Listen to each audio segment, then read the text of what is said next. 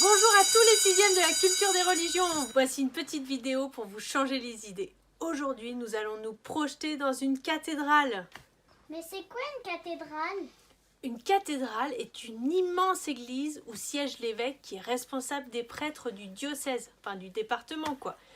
Elle est en forme de croix, en signe des chrétiens. Il y a deux parties, la nef où se trouvent les fidèles et le chœur où se trouve l'évêque pour célébrer la messe.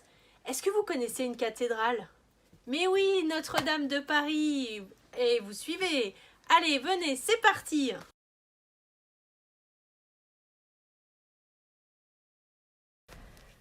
Devant nous, la table de pierre ou de bois sur laquelle est célébrée la messe. Le pain et le vin sont bénis en souvenir du dernier repas de Jésus avant d'être crucifié. Cette table s'appelle l'autel. L'autel, c'est AU, c'est pas l'autel pour dormir. Ce pain, qui est aussi appelé l'hostie, sera partagé avec les fidèles pouvant communier.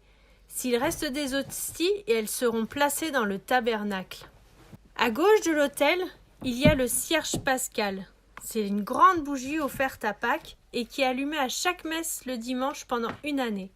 La lumière rouge devant vous témoigne de la présence de Dieu, qui est lumière du monde pour les chrétiens. Elle est tout le temps éclairée. Les cathédrales gothiques ont de grandes ouvertures pour laisser passer la lumière. C'est l'occasion d'expliquer les textes de la Bible aux gens du Moyen-Âge. Et oui, ils ne savaient pas lire. Ce vitrail montre le travail de l'homme.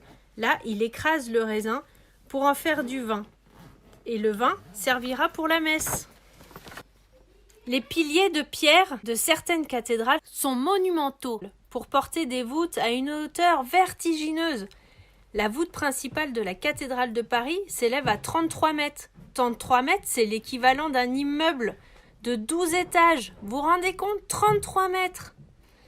Ce qu'il y a de magnifique dans certaines cathédrales gothiques, ce sont les grandes ouvertures en forme de rose circulaire, symétrique, centrée. C'est la rosace.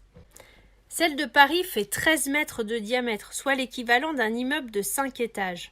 C'est une immense dentelle de verre.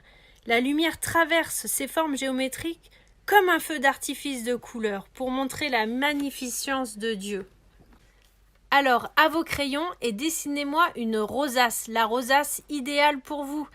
Et pendant ce temps de pause en famille, n'hésitez pas à partager tout ce que vous avez appris jusque-là. On se retrouve la prochaine fois pour faire la visite de la mosquée.